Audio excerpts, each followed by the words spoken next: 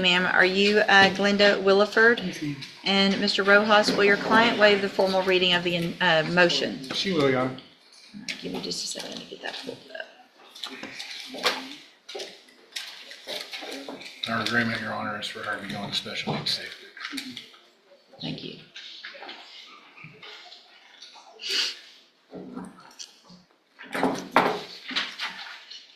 Sorry, it's taking a minute for my computer to get pulled up here. This morning, Your Honor.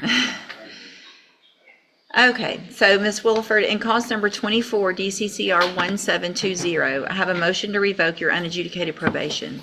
It shows that you were placed on probation December 3rd of 2024 for the second-degree felony offense of aggravated assault with a deadly weapon, and that was a 5-year deferred probation. Is that correct? It alleges that you violated your probation. Count 1 alleges that... Judge, we've agreed to go counts 3, 4, 7, and 8. Thank you. 3, 4, 7, 8.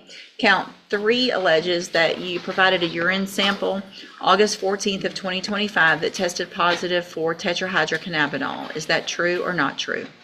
Yes. True or not true? Count 4 alleges that you provided a urine sample September 18th of 2025 that also tested positive for tetrahydrocannabinol. Is that true or not true? Count 7 alleges that you failed to provide verification of entering and successfully completing the anger management program. Is that true or not true? Sure. And then count 8 alleges that you are behind in your court-assessed fees as of September 18th, 2025 in the amount of $688. And is that true or not true? Did you enter your pleas of true to counts 3, 4, 7, and 8 freely and voluntarily? And did you plead true to those counts because they're actually true?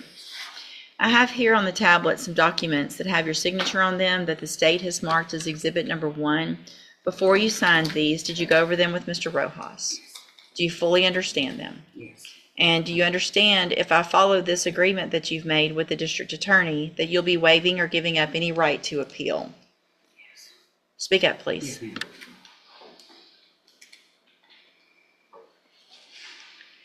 And it looks like the agreement that you've reached is to remain on probation, but enter and successfully complete the special needs safety program. Is that your understanding? Yes, ma'am. And we've got probation here with us today. And is that the recommendation from probation as well? Yes, ma'am. Okay. I am inclined, if I follow this agreement, to extend the probation by some amount of time, just based on the allegations and the time that'll be spent there. So I want to make sure there's plenty of time after that she has still on probation. State tenders number 1. No objection. It's admitted. Is there any evidence that Ms. Williford is not competent? There you go. All right, ma'am, I'm going to find that you entered your pleas of true to counts 3, 4, 7, and 8 freely and voluntarily. Find sufficient evidence to find you guilty and revoke your probation, but I'm not going to do that today. It looks like there's some, everybody's willing to work with you, but I want to make sure you understand that we're going to send you to the special needs safety program as a condition of your probation. I'm going to extend your probation by 1 year, and this is going to be, hopefully, listen carefully to what I'm saying, okay? Because this is the second chance you're being given, and there will not be a third. So you need to take advantage of every opportunity that is being given to you. You're going to get help with drug abuse. You're going to get help with mental health, with everything you need to be successful when you get out of safety. If at that point you don't follow through and do what you're supposed to do, you're going to be back in here and you're going to be looking at going to prison for up to 20 years. You understand? You okay? Are you okay? You're getting white. She's getting white. I had a statement prepared for you, explaining the only reason I was doing marijuana at the time was because of my cancer, my pain management for cancer. And I will promise you on Jesus' happy golden good soul that I will never touch this shit again if you let me go home. Are you seriously going to stand here and talk like that? No, ma'am. I didn't mean to. I'm terrified. I'm so sorry, ma'am. I just didn't realize how much trouble I'd get into. You're on probation for a second-degree felony, an aggravated assault with a deadly weapon. Yes, ma'am. I realize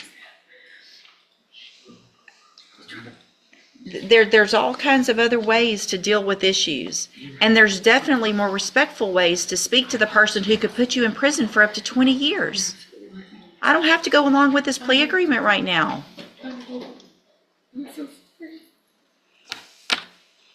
Okay. I'm handing you the trial court certification that shows this was an agreement that I followed, and so you've waived your right to appeal. Go back with the bailiff.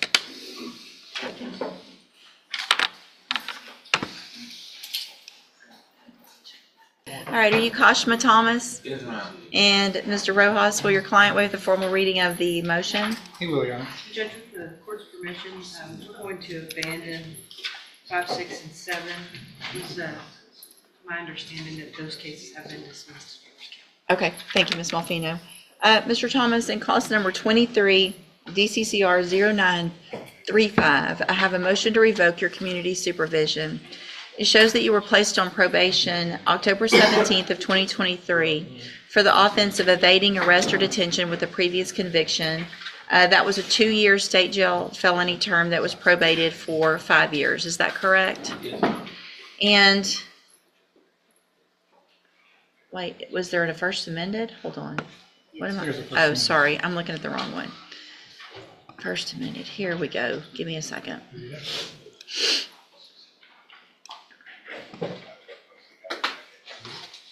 I know, I feel like it's cold in here. We're all sniffling. Okay. It's a first amended motion to revoke your community supervision. It alleges in count 1 that you violated your probation by failing to report to the probation office as directed May 22nd, June 26th, July 17th of 2024. And is that true or not true? True. Count 2 alleges that you provided a urine sample March 18th of 2024 that tested positive for tetrahydrocannabinol. And is that true or not true? True.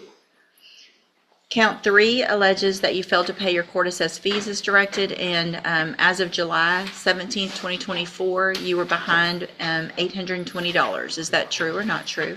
True. Count 4 alleges that you were arrested for the offense of evading arrest or detention with a vehicle February 5th of 2025 in County, Houston. Is it Harris County? It's Houston. Is it Houston County? Okay, so not Harris, it's Houston County. Is that true or not true? True. And then the state abandons 5, 6, and 7. Count 8 alleges that you failed to remain in Jefferson County as directed and that you were in Houston County February 5th of 2025 without permission. Is that true or not true? True. And then count 9 alleges that you possessed a drug, marijuana, on February 5th of 2025 in Houston County, Texas. Is that true or not true?